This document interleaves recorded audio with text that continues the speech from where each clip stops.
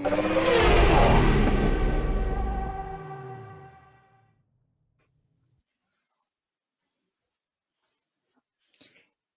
hey, hey, hey, FloDragRacing. This is your girl, Courtney Enders, and I am here yet again for episode 7, which I cannot even believe that we're already at episode 7 of Right Off Track, FloRacing's only drag racing podcast. And I have got one of my favorite people on again as a guest today for Right Off Track. Now, as you know, I'm a big fan of fluffing who I know here. This guy that's coming on today is a pro stock world champion. He is a sportsman champion. He is super, super funny. We're going to have some laughs today. We're going to ruffle a little feathers today. But first things first, before I bring on my guest of honor, I want to let you know that, as always, this and every single episode of Right Off Track is brought to you by Castrol Edge. It is 3 times stronger against viscosity breakdown than the leading full synthetic and gives your engine 10 times better high temperature performance than the industry standard when you need it most. Castrol Edge, better oil for maximum performance. And as I always say, now that we've taken care of paying some bills, I have no other introduction. With no further ado, I want to bring on one of the coolest people at the racetrack, always stunting in his Stenna shades with the coolest wife ever, world champion in press stock, B Butner. Let's bring on B Butner. Hi, Hello. Bob, or as we like to call you, Bob Butner. First off, how did that even happen? How'd you get Bob Butner out of this? Well, and anybody that's known Jason Lyon for a while, then if you watch a lot of first rounds, you'd see him a lot, but he didn't make it past there very often. But he at one race just moved my B from Butner over to the behind the O of Bo and turned into Bob Butner. And I was like, who did this? Took me a while to figure it out, but honestly, when he did that, I started winning. So don't think I haven't done it myself a few times. So I'm trying to get him back to the track, and maybe we can get back to that winning way like we were. But yeah, it was a Jason Lyon kind of deal. That absolutely checks out. And I think that now, your team elite, those of you FloRacing fans watching this that don't know, Bo is actually a teammate of my sister with Elite Motorsports. And so I think I might need to talk to the sticker man, Woody, and move that B back over because we'll talk about this here in a minute, but you need you a first round win bad. Yeah, hey, we mess up every now and then. Somebody screws up, win that first round. But I believe, not getting to the team yet, but this team is unlike a lot of I've been with, and they try so hard. So it's not from a lack of trying. We just all have to gel together, and let's face it, Elite's huge. I mean, there's a lot on their table, but it only gets better. Well, before we dive into that, because there's so much that we can talk about from Richard Freeman to Eric Anders to Robert Freeman, I want to kind of introduce you to the FloRacing audience. We're pretty new to drag racing. And so it's been my pleasure to introduce not only some of my best friends out there, but some of the biggest stars of the sport. So give the FloRacing fans a little insight of how does a guy like you land in drag racing? Well, I'm just, I don't know. I'm probably some old country guy. I used to street race in high school. I was never allowed to. I don't think I ever went to a drag strip before I went to my first one to race. And actually took. We have some car dealerships here in Southern Indiana, and I took an old trade in that somebody traded in a '72 Nova, and I went over to a track called Ohio Valley, which I love today and I support. But went over there and like I won the first freaking grudge Wednesday night race totally by accident, not having a clue what was going on. Matter of fact, I did my burnout and I went to stage in that car, and I had not been to a drag strip. Okay, so I show up and I stage up, and the dude comes, stops the whole deal. Like, hey, dude, you can have your radio on, but you need to roll your window up. So, like, I had no clue what was going on, but that winning that first deal, no matter what it was, just put the needle in my arm. So it only grew from there, and kind of. I'll talk more about it, but worked my way up from racing a bracket car to a stocker to a super stocker car, and worked my way up to pro stock. Was very fortunate, totally a timing thing, but just like to be this guy every day that's at the racetrack. This is really us, and a big part of that's Randy Lynn now. So we like to do what we do because we enjoy it. So your real life, we'll take your racing hat off for a minute. Very successful businessman in your own. Talk a little bit about your real life and your car lot. First of all, my father started this like in 1955. So my father and mother worked every day and saved every penny. And we have our own dealership, and we also have our own finance company. So not only do we sell you the car, we finance you the car. that's worked out very well for many years. Of course, right now everything is tough to get any inventory or just to keep anything afloat. So we're doing this, but this racing deal, was retired and was going to put all my time back in the dealership. And then we'll talk about Jason Johnson some more, but he's become a very good friend of mine. And the drive he has for us to continue to be out there to race brought me back into it. So I still love the car business, don't get me wrong, but this racing deal has almost become into a little bit of a job for me, but it's something that you can only dream for. You can talk to your sister about that, and she'll tell you all about it. But it's an amazing opportunity, but you just have to seize those and keep them while you can keep them. How do you balance that? I know trying to schedule this podcast, you're at an auction this day, you're doing this that day. How do you balance the brain space that it takes to go do what you do at the racetrack, but also keep your business afloat? It's no different than our race team. We have a great team. I mean, while I'm gone, my son runs the sales department. I have family members that run the finance department. I have a sister, or my daughter runs my service department. So we keep it all good, but communication is everything. It's like that on our race cars too. So from our crew chief to the guy that puts the air in the tires, it's all about communication, and you got to have the trust. But luckily, my father has put our name out there, and we have a good following, and we just have a good group of core customers that we try to keep. But the balance deal is not really that hard. Just plan ahead. It's no different than what you do. Are you getting, like, when you're at the racetrack, are you completely checked out in the racing brain space, or are you still dealing with stuff back at the lot?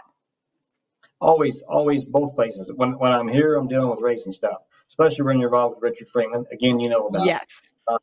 Yeah, so there's always something coming up, but just do all you can do in that at that time, and it always works out. I promise. But you got to keep hustling. That's one reason what draw me. And we'll go into Richard Freeman. That's one reason that draws me. That guy hustles. People, yeah, he's Richard, and we know how he is and what he says, and he says what he thinks. But that man wakes up every day to hustle. So it's all the respect in the world. He's got to keep hustling to keep it rolling. I mean, he took on something at probably not the best time in the world. Who would want a big race shop? I mean, and put the money out that it takes to do it. But I'll give it to him, and he's a very good friend of mine. And I respect him for that. Listen, I woke up to him this morning. We went to the Academy Country Music Awards last night with Jenna. I woke up to 5 phone calls from him before 8 o'clock this morning. I'm like, I don't work there anymore. So his hustle is second to none. But somebody that makes things happen for you at the lot, on the Midway, in the race team. I want to talk about your wife, Randy Lynn, here. You guys get to go every day, do stuff together. You get to go racing together. She is, I believe I'm correct in this, the winningest non-alcohol woman in sportsman drag racing. How did you guys come about and create this dynasty of two of the coolest racers on the planet?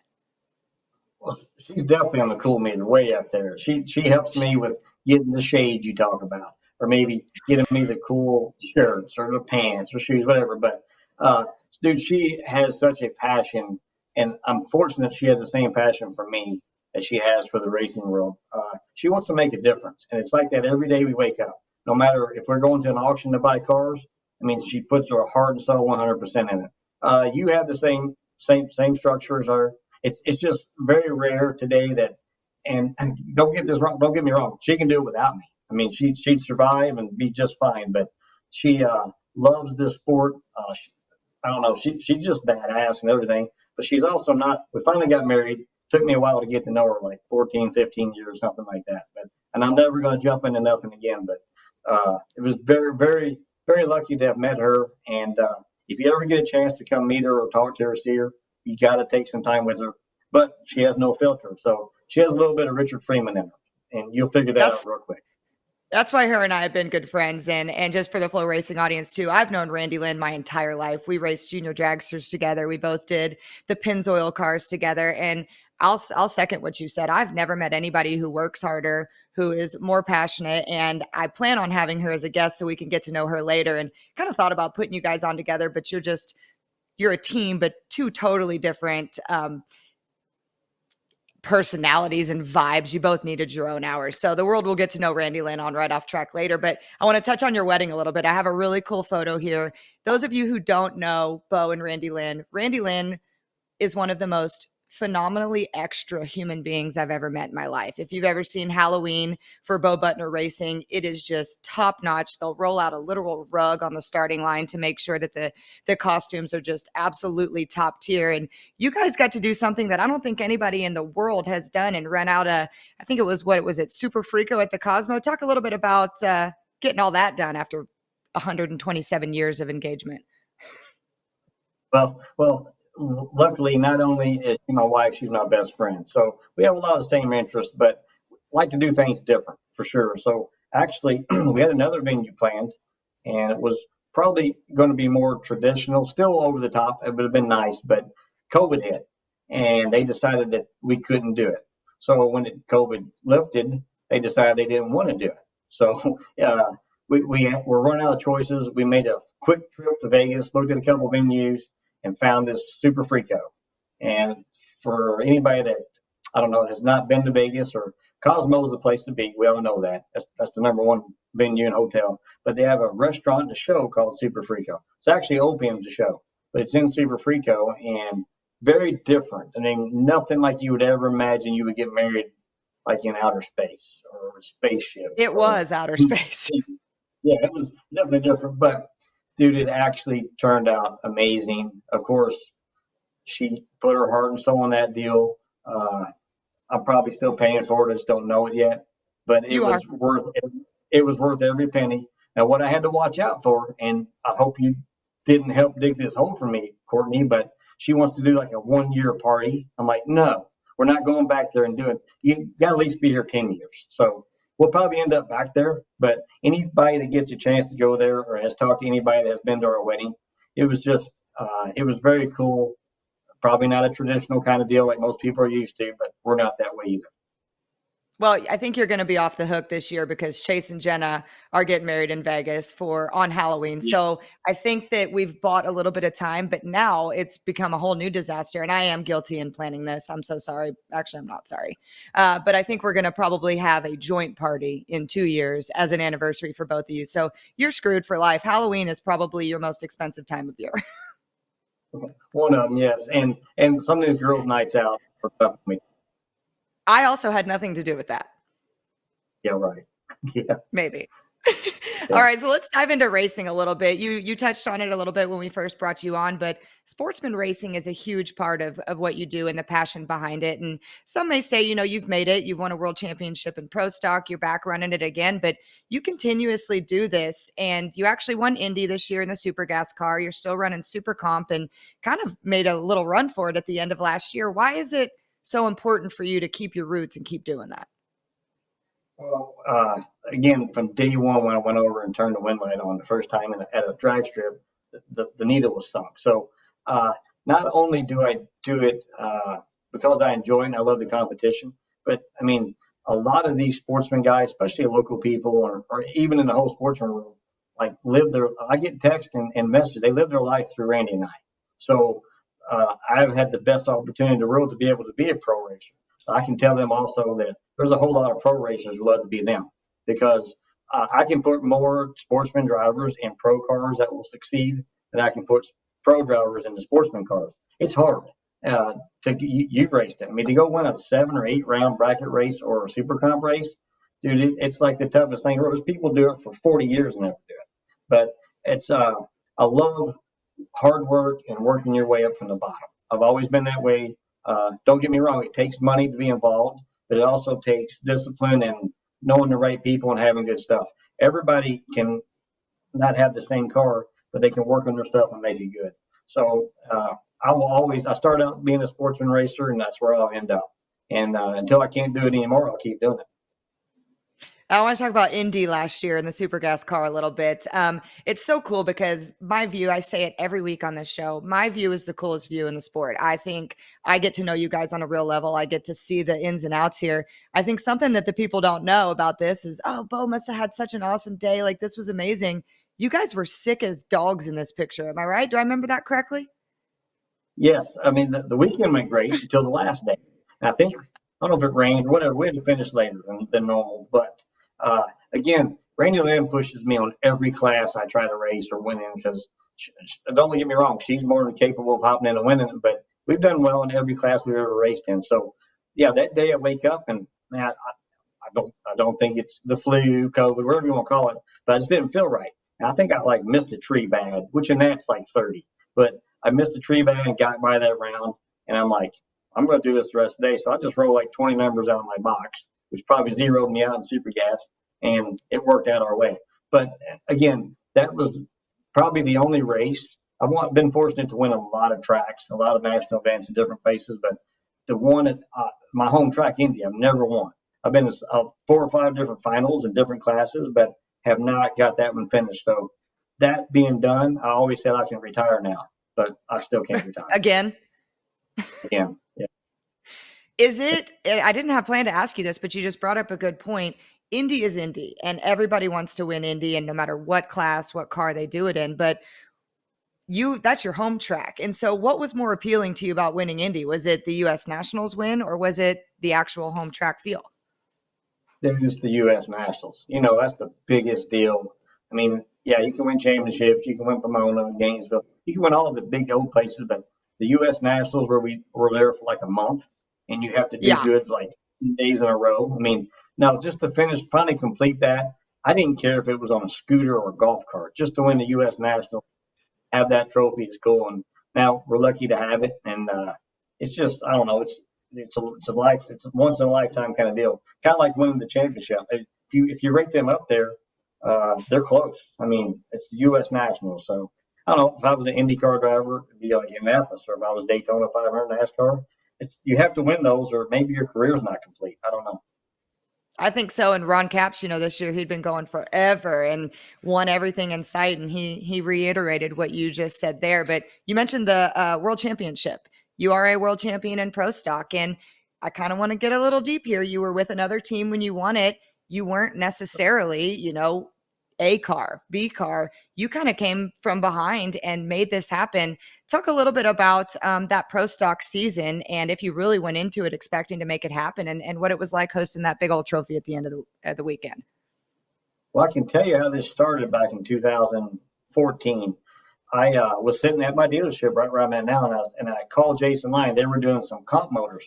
I won the championship in comp in '06. I started using them probably in 2003 or 4, and won a lot of races with KB doing my comp engines, which a lot of people didn't know that they even did that, but they did that for us, and won some races. And I called Jason and I said, hey, I'd like to rent a pro stock car to run the U.S. Nationals once in my life. I've never ran pro stock. Would love to be able to have that opportunity. Get some people up, my family members, and the very words he said to me was, at that time, it's very expensive. It ain't worth doing. Okay. So I said, okay, no problem. Thanks for answering me. And I stopped right there. So we go to Vegas, because we would travel just as much in sportsmen as we did in pros. Went to Vegas, and Jason shoots over to my motorhome and says, hey, you'd be interested in running some pro stock a few races next year. And I looked at him and said, oh, no, it's too expensive. I don't want to do that. He said, oh, no, we'll make it worth your while. Well, down the road, he knew the relationship that I had with John Meany, which John Meany owns Big Stuff, which is an EFI guy. John's like the godfather of EFI from way back in the years, one of my best friends, like a brother to me. So I raced, I don't know, I was going to race 5 races. Show up in Atlanta, and I finished the year. They gave me a very good car. It was all their stuff. I mean, we know how pro stock works. You have a chance, if you qualify, you have a chance to win a race, especially back then. So now, I didn't win hardly nothing, but I could drive it. And that next year, guess what comes? EFI. So the EFI deal comes. I was like, hey, I know a guy. So got John hooked up with KB. John spent the whole winter with him. And I mean, you saw it. I mean, we were like 500s faster than anybody at day one. Some people couldn't even idle their cars. I mean, it was a total life-changing moment for everybody in pro stock. So that year, I still had a very good car, but I didn't win a race. And I think either Greg Stanfield and I like have the most runner-ups before we got our win, like a record, which is a great stat to have. So I think, yeah. So I finally won the year I won my championship. I won the first in 17. I won my first national in pro stock. Then we won a lot of them, and it just became our time. And that's exactly how it started with KB. Now, we all know about teams. Your sister is the face of Elite, Richard Freeman. That's his car. So you automatically think, oh, they get the best stuff. Well, I can tell you this: there's maybe a motor that has 5 more horsepower, but again, I will tell everybody out here, there's not a driver out here that you can tell 5 horsepower about. We don't drive perfect. We don't stage perfect. We don't shift perfect. So it's there are some cars that might have an advantage at the time they think, but it never ends up that way. So when you see a car do really well and go fast, the driver and the team have earned it. I mean, there's not that many advantages. So A, B, C cars, however you want to call it, or teams. But I do know that let's see, Ken and Judy Black were great to me. They took me like a kid. Greg and I became really good friends. Jason and I were very good friends. But the whole team, it's a very good team, but they worked very hard. They they had a lot of support behind them, and they worked hard, so they're going to do well. So then forever, Richard would come up to me and tell me, "Hey, dude, you and Randy Lynn are a much better fit over here." I'm like, "Oh, shut up, Rick. I've known Richard forever, right?" So no, we're not. If I'm done here, I'm done. And I kind of told Jason, we both kind of went out at the same time. Uh, then this happens, and we can get into how and why I'm here later. But uh, we're with a great team now. It's a very good team. I don't know how he does it, honestly. There's so many people involved, but like when I go out first round, my guys hop on Erica's car, vice versa, or TJ's car, or anybody's. It's amazing the way they all jump in. It's not just a job to these boys. This is their life, and it definitely shows in that team. It does. What You retired shortly after your world championship. What led you to make that decision? Was it the car lot? Was it Randy Lynn, y'all's personal life? What was kind of your mindset on making that decision? Because I know you said to me, to everybody, when I'm done, I'm done. And we'll get into your comeback here in a minute. But how'd you know you were done? We did win the championship, and I actually came out the next year, and I won the first 4 races out of the first 5. So I'm like, boom, we got another good year coming. Then we hit that dry spell. And then as I'm getting older, I mean, my kids are getting married. I got grandkids coming. You know, I mean, there's a whole lot changing. I had to sit down with myself and say, well, after this year, probably maybe. I mean, I won a championship, and what else can I do? We won races. Been very lucky. So I told my mom in Pomona. She came out with us at the end of the race. Said, this is going to be my last race. And she's like, well, that's what you want to do. And then she's one of the moms, which your mom could be the same. I'm not real sure, but hey, there's somebody out there needs your signature. Hey, you need to get, what I mean? Always pushing you. So, and as I'm doing that, and Pomona, she looks at me and she says, are you sure you really want to do this now? I'm like, yeah. I even remember going over talking to Alan Plazinski. He's like, oh, you'll be back. And Alan's the hardest working in the guy that will struggle and do everything he can do to show up at a race and still try to qualify and do the best he can do. But he's like, I'm not going anywhere. So why would you go somewhere? I'm like, well, I want to do other things. And other things was go back to sportsman racing, just big money bracket racing, and being home more. Well, that didn't work out because we're gone just as much doing that stuff as the others, and that didn't last long. I think I actually drove a couple cars for Richard, Mm-hmm. the Mustang, and then ran some comp stuff for Richard, and then comes Jason Johnson into our lives, and I did a little pro mod stuff because that's how Jason and I met with this guy on this hat, big supporter. Uh, he and he wanted to have that at the U.S. Nationals one year. And if you want me to get into how Jason and I got hooked up, I'll tell you. That's kind of funny, but you can ask me I another do. question. I've got that here in a minute. We're going to get into Richard here for a minute, and then we're going to hit on some JHG stuff. Okay.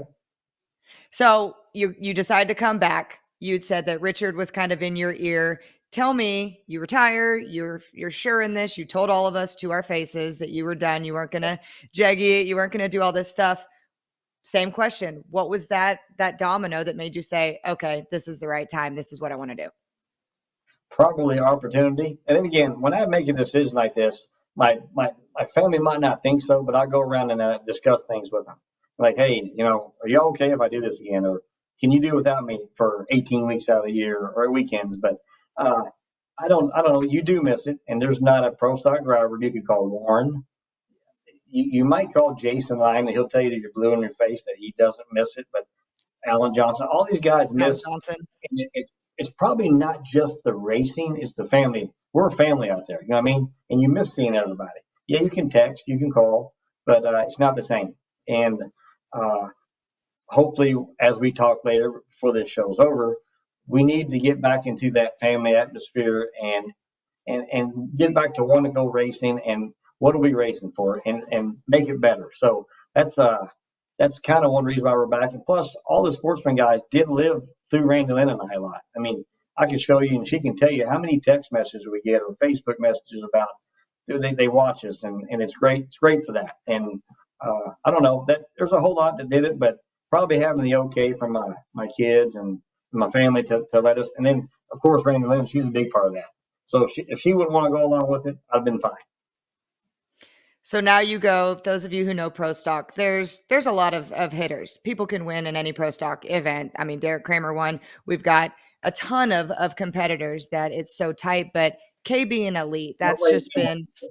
so what are you saying? If Derek Kramer can win, anybody can win? Is that what I Well, I'm heard just there? saying no. And also, thank you, Bo, for I'm that. just, I'm saying outside of the two teams that I'm about to talk about, I love me some Derek Kramer, but you've got KB and Elite, and that's pretty much been the two powerhouses. And I'm not even talking car count, just in performance. If you look back in the last 5-8 years, that's really been what it is. And you've been maybe the only of what, not one of the few that's been on both sides of that. So I want to talk about the team that we've got here. We've got now 9 drivers, but I mean, some of the top names in the sport, some up and comers. What is it like being a part of this organization of superstars? well, it's not only our team. If you look across the board, superstars are everywhere qualifying now. Plus, I mean, we're getting 18 and 19, sometimes 20 cars show up for 16 spots. So it's not a given you're even going to qualify. Where fortunately, my whole time in pro stock, you pretty much you show up and you qualify.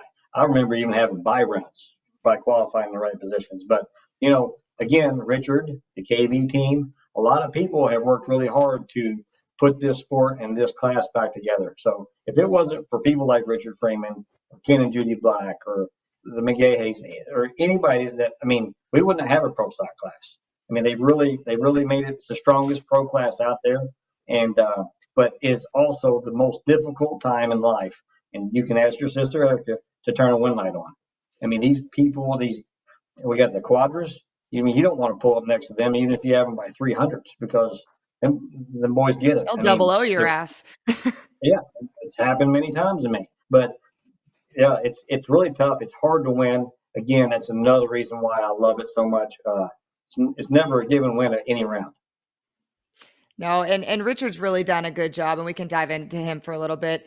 A lot of people know him for being a little bit brunt, a little bit rough, but he has put together. We're seeing it on the screen right there. Like those are some of the not only the coolest people, but like you said, most competitive people in the class, and just the pride that I have in being a small part of this organization to be able to take this picture of some of the people that I'm like a huge fan of, and it is talk a little bit about the pride that we do have. You know, we walk around that racetrack. We're extra. We have our weed and speed shirts. We have all the things, but you're a part of a family. And this is truly that. And like you said, diving into when one car loses, you jump on the car. And when we have one car left in the finals, there's 100 people on the starting line. I'm not exaggerating. It is a beating heart and a family, is it not? Very simple. If you're ever out there while we're doing the national anthem, just take a peek down and look at the elite camp. You'll see like there's no way there's that many people there with the elite. Yes, there is. I promise you. And I mean, it takes. I mean, your hands wore out by the time we're high fiving everybody before we go get in the cars. So very, very cool. But I mean, they are all there for the same reason. There's nobody there for a paycheck, which is very hard to find these days. So I really I have all the respect for every one of them, from the driver down to the guy that gets puts the awning up. So it's a great team. We can always use more help as long as Richard can afford them. Yeah. But yeah, but it's unlike anything. But these people that are watching this come out to a race and see it and watch it, and you can listen to the conversations. You might have to beep out some of Richard's conversations or some of the other elite Freeman's, I should say. Let's just say Freeman's. Their last name Freeman. Just watch. Don't take anything they say to heart. But they're a very good family. Richard Freeman, yes, he's blunt, but dude, he is the same every day. You know what you get when you wake up. Uh, he is tough, and I get along with him. He and I are a lot alike, other than I probably don't come off as harsh or tough, but dude, he's all business. This is a business to him, but it also is a place to where he feels together. This is his family, and he's invited Randy and I into this family, which has been great. And we don't want it to end anytime soon, and I don't see it ending soon. So it's definitely worth coming to watch. It is that national anthem. I can speak as the one who organizes it. It is so Yeah. difficult to organize, but it looks absolutely so cool, and I'm proud to be a part of it too. But now we have a new member of our family. We can get into Jason Johnson now and JHG. So talk a little bit about how that evolved, and he is like mega involved now, and his passion behind what he's doing and his support. First of all, we'll talk about Jason and his passion. So Jason and his father were very successful business guys, and they actually sponsored a Top Fuel team back years ago. Probably wasn't handled right. You know what I mean? Uh, back in those days, drivers probably thought they were up here. You know what I mean? And dude, we Yeah. all put our pants on the same. Everybody does. I don't care what you do or what you drive. So Jason was rubbed wrong by a sponsor or by people he was sponsoring, and kind of walked away for a while. So Randy Lynn likes odd things. We know that. So I actually had her a Willy Wonka old candies machine restored by Curtis, our buddy that restores in Pennsylvania.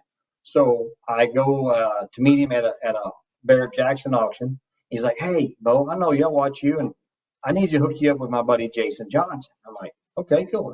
He loves drag racing, and he builds candy machines for him. So we kind of met by the candy guy. So, but it's really cool. Jason, I said, give him my number. He'll call me. So Jason decides he wants to help Trump win, right? So I think my only pro mod deal I did in Indy. I ran a car from Ricky Smith. I think it was Jonathan and I. And I was like, cool. He goes, I want Trump everywhere at the U.S. Nationals. I want him everywhere. And he overnights me a very large lump sum of money. So I'm like, okay, what do you want me to do? Because I want everybody to have T-shirts. I want everybody to have stickers on their cars. I want airplanes flying over the U.S. Nationals. I mean, and if you were there, it said Racers for Trump. Well, guess what happened? Eric Trump shows up at that race. So it was like huge. The whole deal was. So I wouldn't even unveil the car until I did the first burnout. So they unveiled it. I make a run, and it was like the FBI was after me at the finish line. So all the NHRA folks come up. Oh, what are you doing? You can't have this on the car. And I had already spoke to a few drivers, including Richard Freeman being an owner. I said, listen, if they give me any stuff, we're walking out. I'm not taking this off the car. I'm not asking any of you all to vote for Trump. This is what I believe in, period. So they go to the scales, and California doesn't like this. Sorry, I'm not taking it off. So their only thing they could do was, I don't know if you watched that race. Of course, I would make it to the final, and there's a lot of cameras. So if you ever watch the final from a picture or anything, they had the boom truck so high that they could blur out the Trump on the side of the Yep. car. And then I actually had to hurry up and get to Florida right after that race, and I met one of the camera guys at the airport. He's like, "Man, Bo, I don't know what we were going to do if you'd have won. I don't know how we could have done that." But at a top end interview, after I won, I think I won second round or something, I was interviewed and I was wearing this hat. And mine said 2024, just said Trump. And they said, hey, we need you to remove your hat, please, before we interview you. And I'm like, nope, not going to do it. Well, we can't put that on TV. I said, well, you're not getting an interview. And I walked off because, again, I'm not pushing anybody. I mean, if I push you for anything, it's just to go out and vote, period, because we can't let happen what keeps happening. But this is what I believe in. I believe in people that work hard and are successful. He shouldn't be smacked because he is what he is. But uh, that was a big deal, and that's how Jason and I kind of met there, and he loved it. He and I get along great. For one, we're both car guys, and I just actually flew down to Nashville, got home late last night from his place, took a couple guys down, and you've seen this place before, I think. If not, you're going to see No, it I right after didn't. I Bristol. didn't get to go. Yeah, I saw the video, but I didn't get to go. So right after Bristol, he's having an open house again after the national. And if anybody that wants to come watch or see it, it's amazing. One of the best car collections you can ever imagine. I got to go see like a new dealership he's building, a warehouse, a temporary dealership while the dealership's being built. I mean, dude, this guy just has such a passion for cars, but it goes beyond that. Look, this guy could run F1 if he wants to. He could have NASCAR teams. He could have multiple, whatever he wants. But he has a passion for NHRA drag racing, particularly real cars, pro stock. Uh, he loves Matt Hagan. Matt's a good guy, but Matt has let him do some stuff with him before. But the sky's the limit with this guy, and he loves this sport. I was just in a meeting with some NHRA personnel trying to talk to him, and when he started describing how, I don't like NASCAR. No offense, NASCAR, but he's not a NASCAR guy. I don't care for F1. And he pointed out at my red car out there. He says, "This is what I had," and he had a quiver at the bottom of his lip. This is what I like, and that right there showed me, it like gave me goosebumps of the passion this guy has for our sport. So we are so fortunate to have him, and again, uh, he's going to be a big reason why drag racing stays what it is. I can promise you. And it goes beyond the professional deal. His investment into our team, our sport is just, it's so necessary right now. But I mean, his wife, Nikki, gets along with Randy Lynn. You've got Chris and Jackie and like that whole team of people. Are they not having like an absolute ball at the race every weekend? They do. I mean, and each one that you just named and mentioned. I mean, like, so I think Nikki was shopping with Jason's mom yesterday for Mother's Day or something. But Jackie, and I mean, she's there working on the website for our race team and for some of their apparel. I mean, they have taken this 100%. The 2-story dealership he's building, he's going to have a special spot for Erica's championship car. He's got both of our championship cars. He won them, and you're going to be able to walk into Columbia, Tennessee, and open the front door and buy an Erica shirt or buy a Bo shirt or buy a JHG stuff. And if you really want to, you can go downstairs and buy a $3 million car. I mean, you can get anything you want there. But, I mean, this guy has such a passion, and he loves projects. That's what I learned. Right when one project's getting ready to be finished, he starts another. But, again, he comes to most of the races. And if you ever have a chance to approach him and talk to him, especially about cars, he's a big Mopar guy, and he's very fun. And dude, we're very fortunate again to have him in our sport. I agree. And he, like, I'm going to reiterate it again. What he's done, Erica's run the Melling car for what, 7, 8 years now, and just so adamant in wanting to stay in pro stock and wanting to back our team and you. And it's just unbelievable the transformation that our team has done. But your team, I want to talk about specifically your guys. We've got Butch, we've got Red Jesus, as we call him, Travis, we've got Robert. The season is not going as we would love to yet, and we're going to get into that in just a second before we wrap this up. But the guys, you touched on it. This is not a job for them. This is their life, the passion that they put into it. And you guys have, within Elite, we've got our own big team. And we talked about how it just goes all the ways we merge lines. But at the end of the day, we're Team Bo, we're Team Red, we're Team Yellow, we're Team White. Give us a little insight to your bubble within Team Elite and the guys you have wrenching on that thing. Well, of course, we all have great guys on our teams. My team of Robert Freeman, Butch Peterson, and then Red Jesus Travis. He they really work good together. That's the first thing. They communicate good together. Have Mark Ingersoll, Timmy Freeman, Chase Freeman. The crew chiefs work as one, which is really very cool. But our team, dude, it kills me, especially if I get beat on a whole shot or I mean, they work so hard and they deserve the win more than us as drivers. I promise you, because our job's very easy compared to them. And do they have everything on their shoulders? I mean, and then all we have to do is trust they did what they can do. But you're right. All the teams, it's huge. But at the end of the day, Robert Freeman wants to see our red car win. Butch Peterson wants to see our car win. And not that they don't want an elite car to win, but they definitely, and they deserve for our car to win. So it's up to me as a driver to do the best we can. Yeah, we struggled. We struggled last year. We struggled this year. But again, if I call Richard and say, "Hey, dude, I'm coming down. I'll fly down. We're going to go test Monday or Tuesday." Now, Mark might bitch a little bit, but they'll make it happen. So they're not scared to work. And I can promise you, there's no way that they're sitting there and we're just going to keep running mediocre or less mediocre. So I'd be very shocked if something doesn't change as fast as Chicago. I know they're going to do some testing, I think, next week, and it never ends. But from Kyle, from all the engine guys, I mean, dude, it hurts all of them for us not to run good.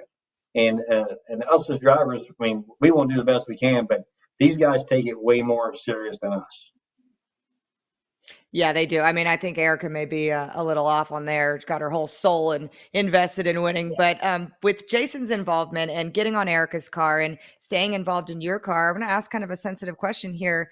How is his temperature on this year? And I know he was going to support you guys no matter what, even if we dinked it up. But I mean, I know he wants to get one of those JHG cars in the winner's circle bad.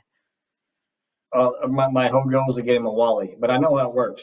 Once you get one, the floodwaters are They open, whether roll. it's Eric or myself. You get on a roll, and it's just the way it's always been. But dude, that's our goal. But you know, Jason wants to win. Don't get me wrong, but he's also out there. It's kind of the same reason Richard's out there. He wants to come out and have a good time. Look, they're both successful. They're very well off. They can do what they want. They're out here to have a good time and enjoy life. And that's what I told him. That's the only way I would come back and do this deal is if we enjoyed it.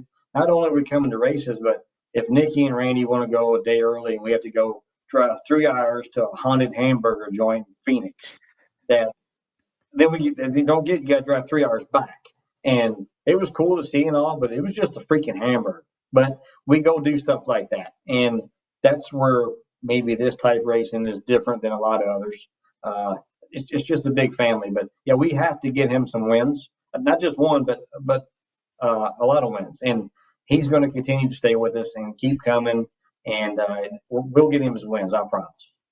I know. I just hate it. Like at Charlotte, whenever you and Erica were in the same quad and you both went out, I was upset, of course, but first person I looked at was Jason. I'm like, golly. So I think we're all kind of on that where we want it to happen for you guys, of course, but you felt it. It is going to But be a listen, wild day. if you look at him honestly, he'll look at you and just grin, and he'll Yep. come back and say, "Well, we'll get it next time."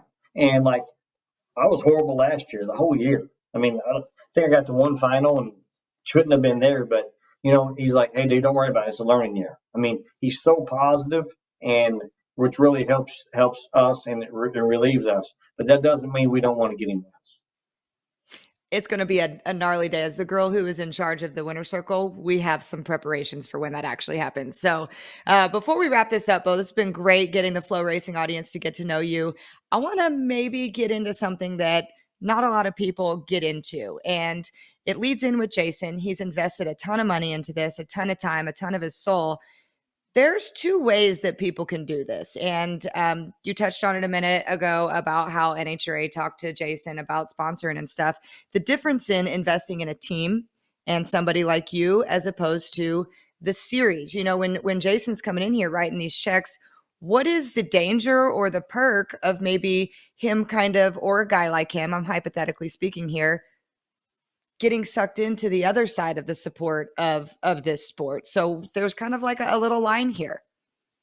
Well, let's face it, the world's greedy. Okay, I'm not stating that NHRA is really went after my sponsor or Erica's sponsor, but there's things like Jason's the type of guy. Okay, he's so loyal.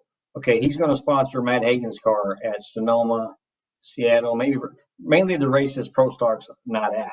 But this is what this guy does first. He calls me first and asks me if he can call Tony Stewart and see if he can make that deal. So, there's loyalty still goes, but he was raised by a very successful family man dad, what I mean, that started their business and taught him how to be loyal, which we don't have loyalty anymore. I don't care if it's in racing, if it's on teams. Now you like to think you do, but just put a dollar in front of all of that and see what happens. So, yeah, there's, when people, I'm not saying NHRA is any trouble at all, but let's just say that they don't have a series sponsor. What happens to NHRA? So they have two choices. They're either going to have to sell out or they're going to have to change a lot. Well, they can't change much because, I mean, let's face it, we've all been cut since COVID. I mean, everything's cut in half. We don't do it for the purse, but there's a lot of people that do. I mean, there's a lot of people that don't have the good sponsor, the support that they got to fight to make it to the next race. So we need to think more of the racer. And my goal in life before I die is to try to get a racing organization, whether it be NHRA, whether somebody new come along. But dude, it has to be ran by racers. No different than like Randy Lynn runs her T-shirt for racers by racers. So that's not just a logo. That's the truth because we are the same people, and we know what it takes or what should happen. I mean, I put on one race a couple of years ago, which Jason helped me with. It was a stock super stock race. You're at it, all right, and we treated the people very simple, just the way you want to be treated. Whether it was nobody wanted to come make the first time run, so I get on the mic and say, "Hey, $100 cash for the first two guys that show up." Well, guess what happens? It's a mad race to get up there. But it was fun for those guys. Everything we did for those guys was fun, and they were Jason Line and I came up with this: come to where you're celebrated and not tolerated.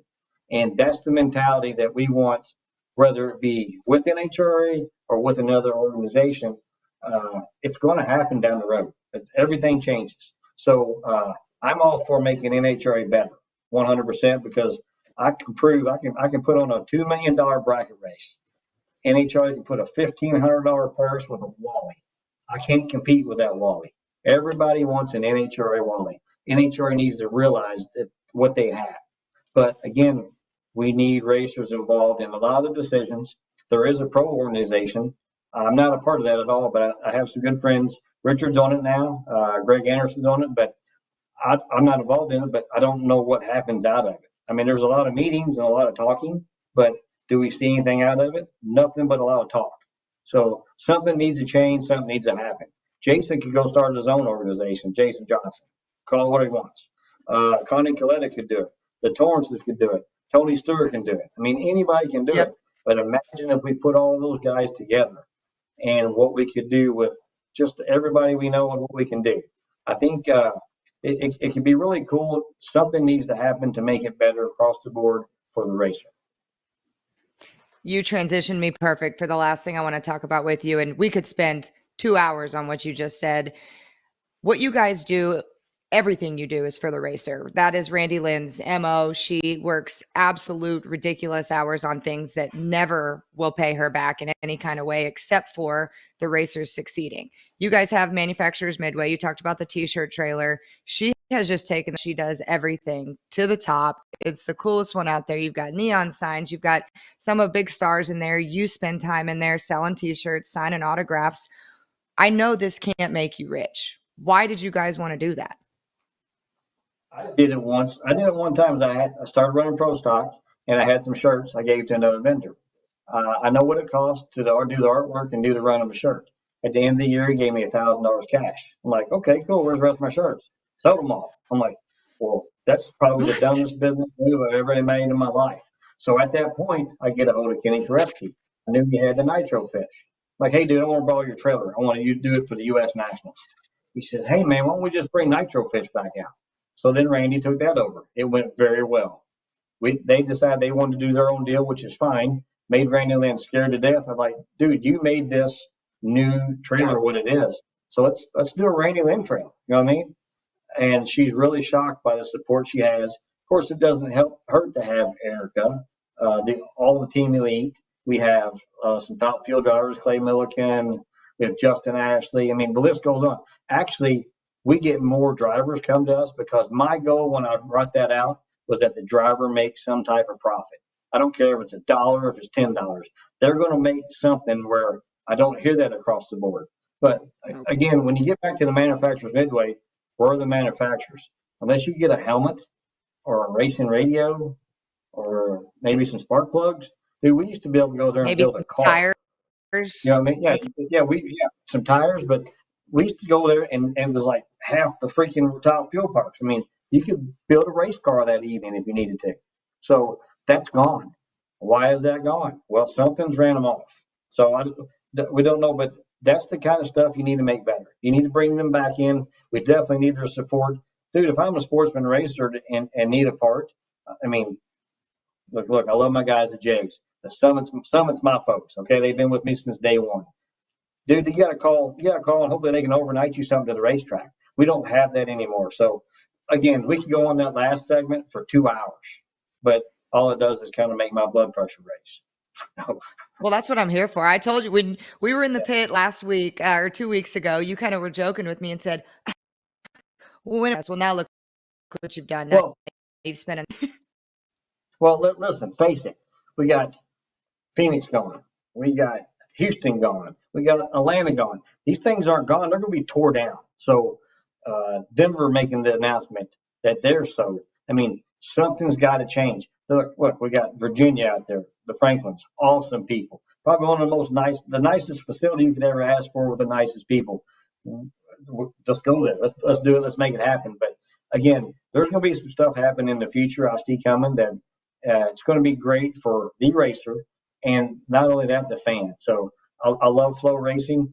Dude, we should have every race on some type of streaming device like this. It's a total different ballgame now. I love Brian Loans. I love Tony Pentagon. But dude, I'm tired of watching the same show of watching cars go up and down track. Honestly, Bruno was great. All these people are my friends. I respect them. They work hard, but we need a change. It's been too old, too long. And that wraps up episode 7 of FloRacing's only drag racing podcast, Right Off Track. Want to send a huge thanks to Bo Butner and, let's be real, Randy Lynn Ship, who makes all the things Bo Butner happen. We will be back in 2 weeks with another special guest on Right Off Track. Have a good weekend, guys.